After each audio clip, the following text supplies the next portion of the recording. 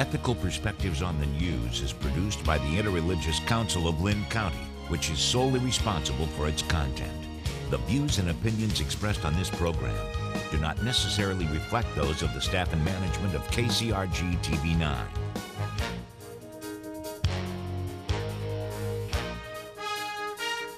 Good morning. Welcome to Ethical Perspectives in the News.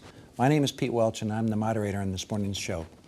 This morning, we'd like to talk about the ethics of something that we've all been bombarded with lately in all forms of different media, and that is the ethics of political campaigning and ads.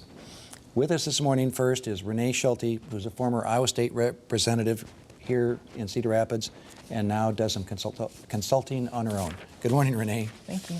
Also with us is Gary Grant, who for many years was the district manager for former Congressman Jim Leach, and now he has his own political consulting business here in Cedar Rapids. Good morning, Gary. Good morning. And finally, we have Lyle Muller, who is with the Iowa Watch organization and was formerly the editor of the Cedar Rapids Gazette. First of all, I'm glad you all joined me this morning, and I know that all of us and our audience have been bombarded incessantly with all kinds of things. I never thought I'd look forward to the return of fertilizer and seed commercials, but by God, I am after this. What's going on with all these ads, Gary? I mean, why are we getting bombarded? Is this the normal off-year election? Well, the simple answer to that, Pete, is because they work. Unfortunately, as much as people seem to dislike them, and I don't think you'd find many people that would admit that they like political ads. Campaigns wouldn't use them if they didn't work. So, okay.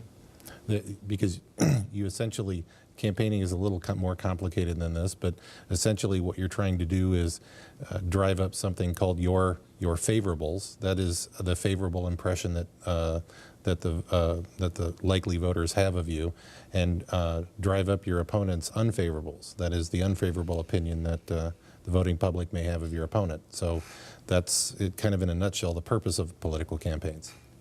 Renee, your experience, anything other than pushing numbers that these candidates are out there looking to do?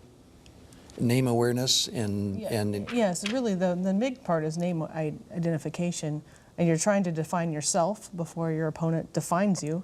And so that's why usually when you're working on talking about campaign ads, you typically begin with the more positive ads at the earlier in the season, trying to talk positively about yourself. Right now, with all of the outside money coming in, typically what you're seeing is the candidates' ads are the more positive ads, the ones that say paid for by them or where they're speaking at the end. And then the outside interest groups are the ones beating on the opponents to make the candidate look better, I think is what we're seeing a lot of this year. Okay. Now, Lyle, as the former editor of the Gazette, were the media companies happy in that they could, whether it was print or radio or TV, they could sell a lot of their commercials and pick their own rates at this time? Media companies are really glad for that reason that you state. Now, the quality of what's on the air is subject to debate, but certainly looking forward to the election city is something that you do in a media company if you're concerned about your income levels, because a lot of money is spent. I can recall a couple of years ago, a huge buy was purchased for multiple newspapers in Iowa. It was a big buy in October, and for some of those newspapers, it helped them get over the hurdle for that year to have some sort of profit, because it was a down year. We were coming out of the recession still, and some of the upheaval that was going on in the media industry. So yeah, this is huge, and especially with the outside money that Renee is talking about, a lot of money is coming in, $10 to $20 million coming into Iowa, simply because the stakes are so high in Iowa. It's considered a toss-up state, and so people outside of the state are interested in what's going on here. Now, Renee, you brought up an interesting about whether the message is positive or whether it's a negative in who's delivering. Can you elaborate on that just a little bit? So as a candidate, especially when I was a female candidate, most of the time I wouldn't personally want to have negative ads against anyone, because people, although they work and they do drive numbers, you do get some pushback from people in the community about being negative. And so a lot of times you as a candidate might want to, show yourself being above negative ads. And so maybe you're the one saying, I'm out there doing positive things, or just contrasting an actual vote or an actual, something that you can actually prove that's tangible. But where you start really seeing the mudsling, I think, is from the outside groups, because they don't have, there's no skin in the game for them about who they're saying what about here in this community. And those are the ones that seem to be the really, at least this year on what I'm seeing out there, the real dirty ones seem to be coming from out of area, or from even people that may not even know the candidates at all. Gary, does that, it seems to work, doesn't it, when they have the outside groups coming in negatively, and they can, if they throw enough at the wall, some of it's going to stick? Well, it certainly appears that way. I mean, I think that you know, and I think if you watch the third party ads, you'll see that they're generally directed at a particular issue or a particular statement that a candidate may have made on an issue, whether it be environmental or about agriculture, or something that generally sort of resonates with a constituency that they're trying to reach. So I think that, and Renee is right, it's much more difficult to hold you know, somebody that may not be from Iowa, who doesn't have to listen to their neighbors talk about negative campaigning. It's much more difficult to kind of hold them accountable. Okay, and when we talk about outside interest in companies, we're really going back, and this would be for the purpose of our audience. They may not realize that these are the 501c4s. They were established with Citizens United case in the Supreme Court. Is that correct? That's correct. 501c4s, and I think the other one are the 527s. Okay.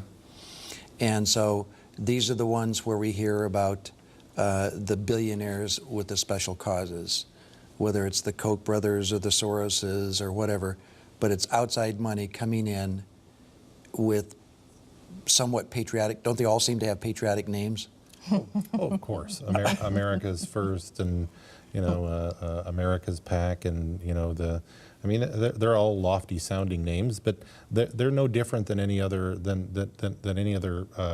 candidate or candidate committee. They're trying to advance a point of view. Whether or not you agree with the point of view or how they do it, they're simply trying to advance a point of view.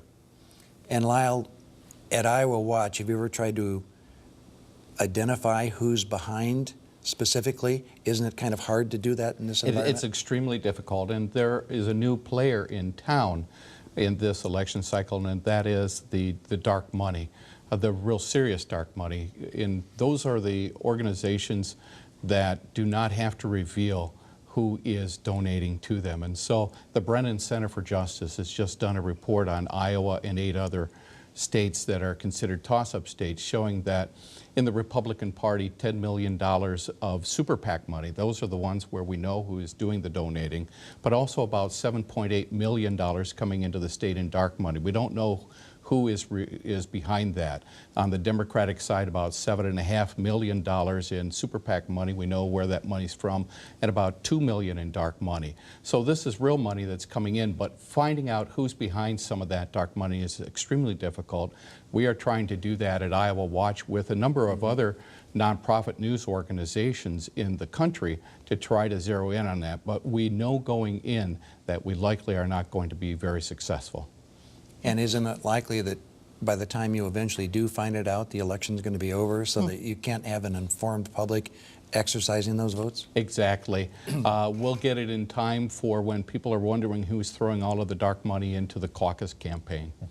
Okay. What about the standards? Were there ever times that I understand that maybe TVs occasionally would refuse to run ads. Were there times when the Gazette would refuse to run something? Or standards that we're going to hold these political ads to? The Gazette held a pretty good standard for First Amendment rights, and so people had a right to express their viewpoints. And I was never involved with the ad side of things. I was over on the editorial side. But occasionally the issues ads would come in and they'd be controversial. But the Gazette took the approach that there was a First Amendment right in order to, that would allow you to state your point of view and then have that stand the test of other people responding to it. Each individual media outlet, whether it be a television, radio station, or a newspaper, or now online, YouTube, all of these different places where those ads can come in. Each one has their own standards.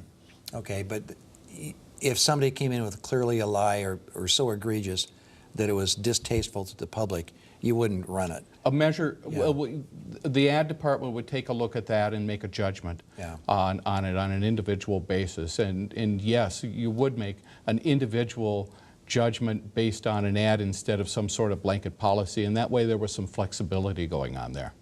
Okay.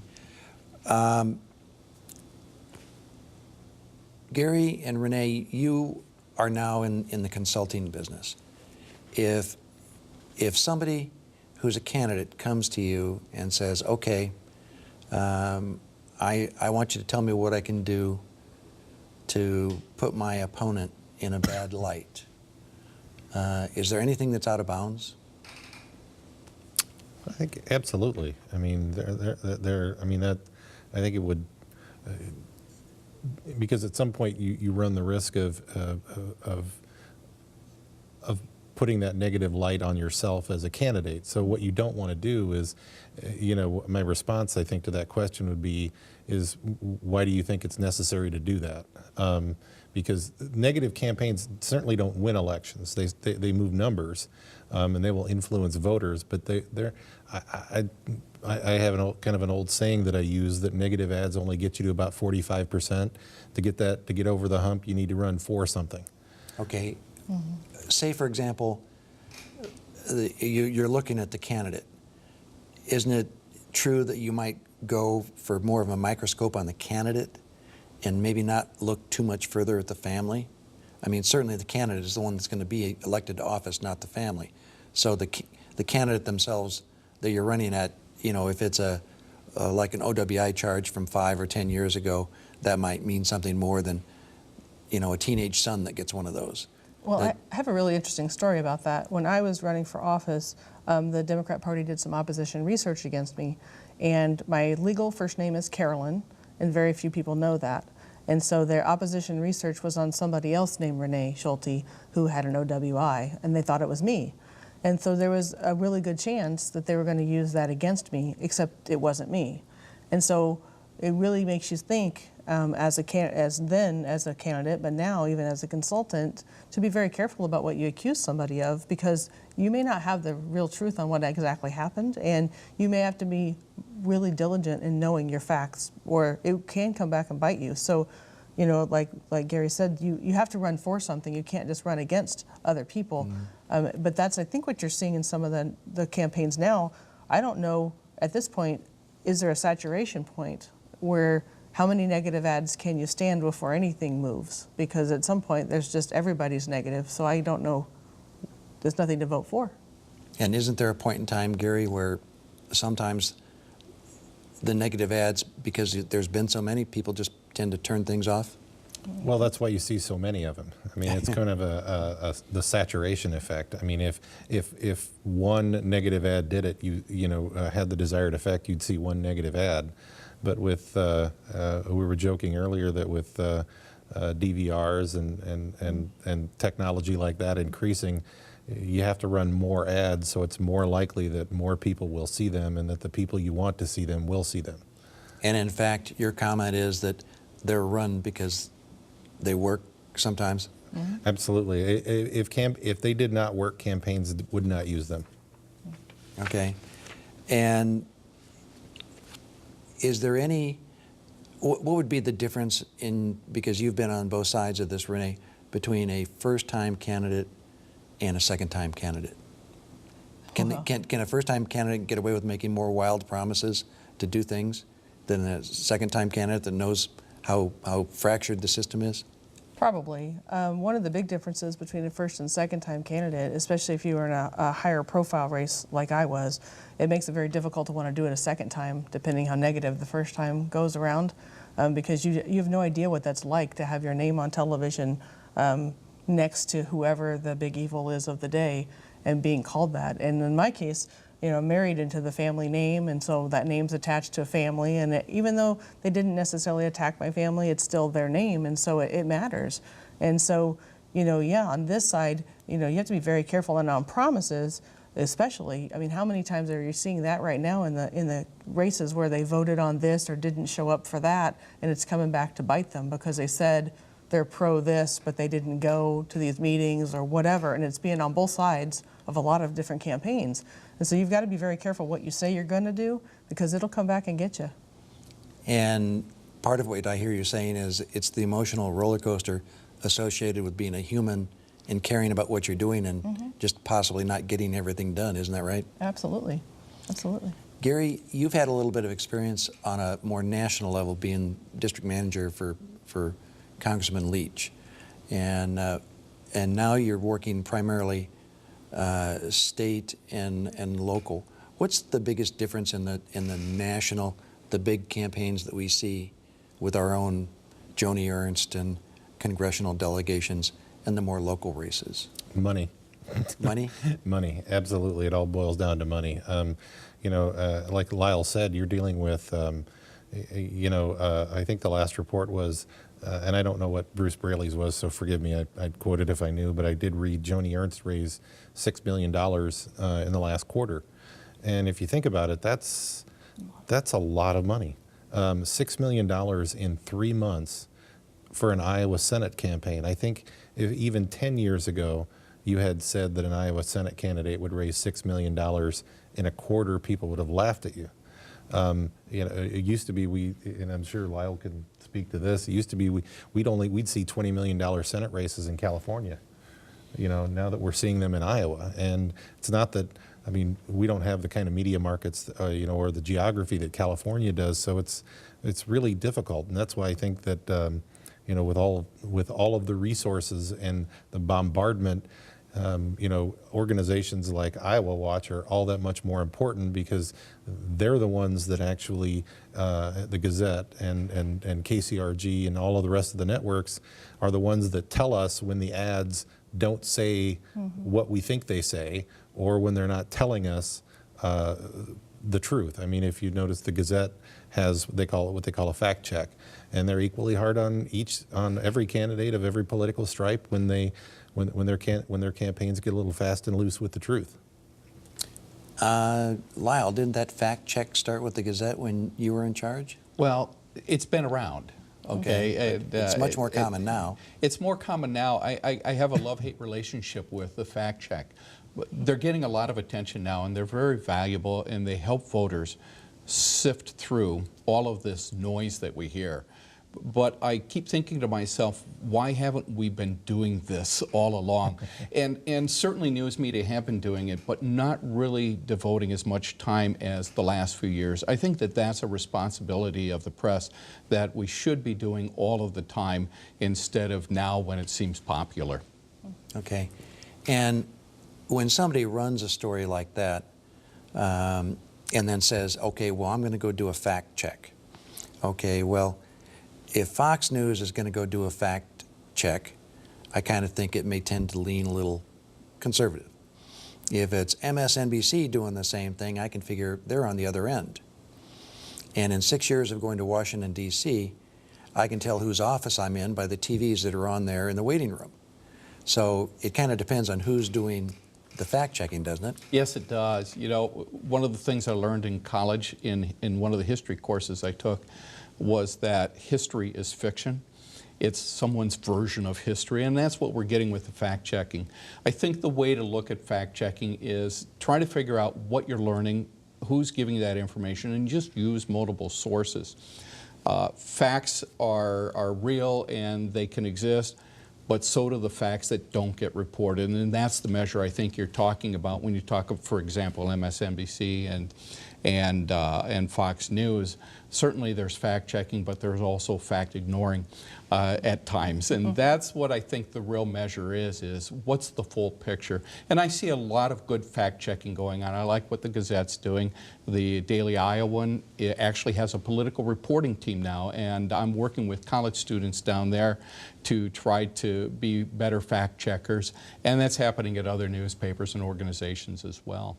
Yeah, I remember the old saying about figures never lie, but liars certainly figure. So, in the research for tonight, for this morning's show, I saw that from the outside monies to Braley's campaign was only 16% was from Iowa, and Joni Ernst's campaign only had 20% from Iowa. Does it make sense that we should limit outside contributions to their campaigns? Gary, what do you think?